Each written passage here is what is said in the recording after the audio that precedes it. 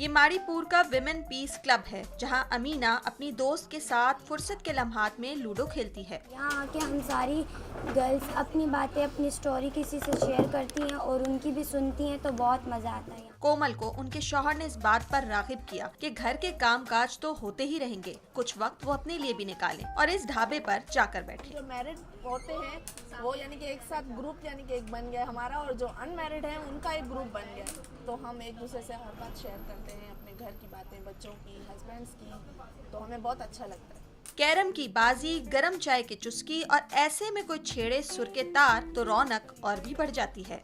सारी उम्र हम मर मर के जीनी, एक पल भी हम हमें जीने दो। खूबसूरत आवाज की मालिक नाजिया बलोच लियारी से यहाँ रोज आती हैं। यहाँ की खवातीन को मुतहर्रिक रखना ही इनका काम है। आई थिंक बहुत सारी ऐसी खवातीन हैं, हर एक बच्ची जो है ना इसकी एग्जांपल है, वो आके हमें जो है ना अप्रिशिएट करते, तो इस बात की बहुत खुशी होती है कि हमारे थ्रू यानी हमारे सेंटर के थ्रू और हमारे ढाबे के थ्रू खवातीन के अंदर एक जिंदा दिली का जो है ना रुझान पैदा हुआ है, वो अपने आप को अब जिंदा महसूस करती हैं। इस ढाबे को बनाने वाली सबीहा का कहना है कि इस इलाके की औरत को उन्होंने बहादुर पाया, इसीलिए इस ढाबे का मकसद खवातीन की शख्सियत साजी और उनको हुनरमंद बनाना है। मारीपुर की औरत बहुत बहादुर है, बहुत निडर है, जैसे बाकी इलाकों के लोग हैं वो भी ऐसे ही है। अब जो बच्चियाँ पढ़ रही हैं या आगे बढ़ रही हैं तो उनके हुनर खुलकर सामने आ रहे हैं कि वो कहते हैं ना कि ज़रा नम हो तो ये मिट्टी बड़ी ज़रख़ेज़ है साकी। तो मेरा नहीं ख्याल कि यहाँ की बच्चियाँ बाकी इलाकों से